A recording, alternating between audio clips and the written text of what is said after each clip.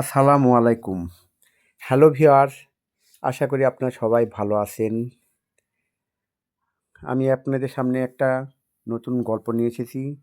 আমি কাজ করি আর আপনাদেরকে গল্প শোনাই। এক ধোপা পাড়ার ভিতর দিয়ে হাঁটতেছে আর বলতেছে, কাপড় চোপড় কে কাচে নেবেন, কাপড় চোপড়। এই কথা ওই গ্রামের এক রাজার কানে পড়ল। রাজা মন্ত্রীকে দিয়ে ওই ধোপাকে ডেকে পাঠালেন। রাজা ধোপাকে বললেন, জীবনে কাপড় দেখেছি কিন্তু কোনোদিন চুপড় দেখিনি। তুমি আমাকে এবার চুপড় দেখাও, আর যদি চুপড় দেখাতে না পারো তাহলে তোমার গর্দান নেওয়া হবে। ধোপা ভয়ে একেবারে আধমরা। সে তার বন্ধুকে গিয়ে সব কথা জানালেন আর বললেন যে রাজা তাকে 15 দিন সময় দিয়েছে। বন্ধু ধোপাকে বলল, তুমি রাজাকে গিয়ে বলো যে চুপড় দেখাতে পারি এক শর্তে। তা হলো আপনি 10 গ্রামের মানুষকে মাইকিং করে ডেকে নিয়ে আসেন। ওই দিনই আপনাকে চুপড় দেখাবো।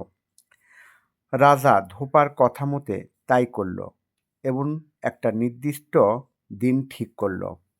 10 গ্রামের মানুষ ওই দিন উপস্থিত হয়েছে।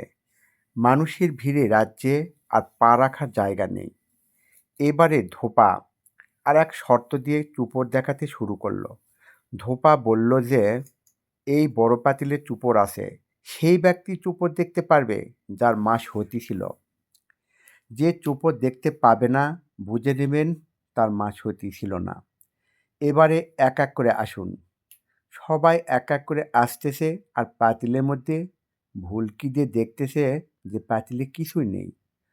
তবুও সবার সামনে বলতেছে, আমি চুপড় দেখতে পেয়েছি। কারণ এ কথা না বললে তার মায়ের চরিত্রের ওপর দোষ পড়তেছে, তাই এ মিথ্যার আশ্রয় নিয়েছে।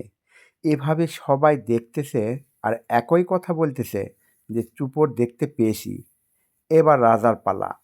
রাজামশাই পাতিলের কাছে গিয়ে ভুলকি দিয়ে দেখে যে পাতিলে কিছুই নেই। সে যদি বলে আমি কিছু দেখতে পাইনি, তাহলে সকলে বুঝে নেবে যে রাজার মা অসতী ছিল, বিধায় সে চুপড় দেখতে পায়নি। তাই দেখতে না পেয়েও রাজা জানালেন যে সে চুপড় দেখতে পেয়েছে। এভাবে ধোপার বন্ধুর বুদ্ধি নিয়ে নিজের গর্দান কাটার হাত থেকে রেহাই পেলেন। বন্ধুরা, গল্পটি কেমন লাগলো? যদি ভালো লাগে কমেন্ট করবেন, মন্দ লাগলেও কমেন্ট করবেন। আপনার কমেন্ট আমার ভিউজ, এঙ্গেজমেন্ট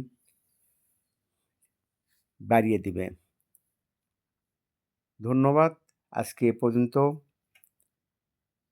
সবাইকে সালাম জানিয়ে এখানেই শেষ করছি।